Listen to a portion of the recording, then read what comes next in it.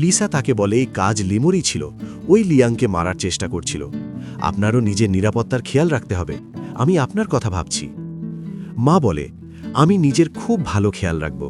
আর বাবাকে রেগে বলে, এই সব তোমার ওই অবৈধ সন্তানের কারণে হয়েছে, এখন দেখবে আমি তোমার সঙ্গে কিভাবে ডিল করি। তাদের এইভাবে ঝগড়া করতে দেখে লিসা খুশি হচ্ছিল আর বলে, মনে হচ্ছে আজ কারোর ঘুম নষ্ট হচ্ছে। এই সব কথা লিয়াংও শুনছিল। সে বলে, আমি সেই ব্যক্তি যার ঘুম হচ্ছে না, তুমি আমার সঙ্গে কথা বলো। লিসা তার রিকোয়েস্ট প্রত্যাখ্যান করে আর বলে, আমার ঘুম আসছে, আমি ঘুমাতে চাই। এই বলেই সে ঘুমিয়ে যায়।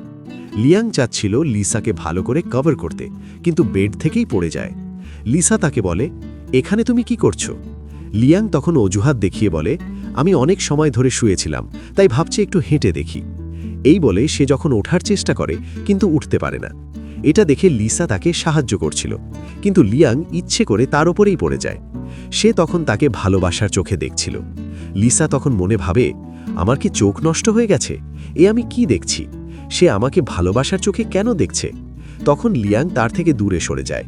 পরবর্তী দৃশ্যে আমরা দেখি লিয়াংকে ডিসচার্জ দেওয়া হয়েছে। সে আশা করছিল মা তাকে আলিঙ্গন করবে, কিন্তু মা তাকে উপেক্ষা করে নিজের ডটার ইন লকে দেখতে থাকে। লিয়াং এমন আচরণ দেখে মাকে বলে, পেশেন্ট আমি ছিলাম। সিনবা তখন তাকে সান্ত্বনা দেয়। এরপর তিনও ভাইবোন একে অপরকে জড়িয়ে ধরে। এদিকে মা লিসাকে বলে, তুমি আমার ছেলের খেয়াল রেখেছ, নিশ্চয়ই ক্লান্ত হয়ে গেছ। লিসা বলে, এমন কিছুই না, বরং লিয়াংই আমার খেয়াল রেখেছে। এরপর মনে বলে, বুঝতে পারছি না, লিয়াংয়ের কিছু একটা হয়ে গেছে। সে সব সময় আমাকে অদ্ভুত নজরে দেখতে থাকে, নিজের খেয়াল রাখার পরিবর্তে আমারই খেয়াল রাখছিল। কোথাও তার মাথায় কোনো সমস্যা হয়নি তো?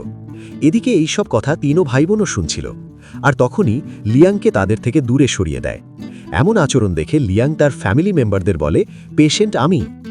মা এদিকে নিজের ছোট মেয়েকে বলে, তুমি তোমার ভাইয়ের কথা মতো চলো না, তাহলে তুমি কখনোই বাচ্চা ধারণ করতে পারবে না। তার এইসব কথা শুনে লিসার হিচকি উঠে যায়।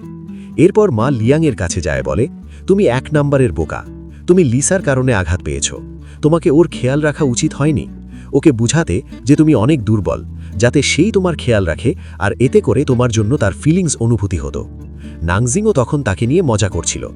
বাবা এসে বলে, তোমাকে তোমার ওয়াইফের সামনে খুব মিষ্টি কথা বলা উচিত। এই কথা শুনে মা বলে, এইভাবে তুমি ওই বাইরের মেয়েটাকে নিয়ন্ত্রণ করেছ?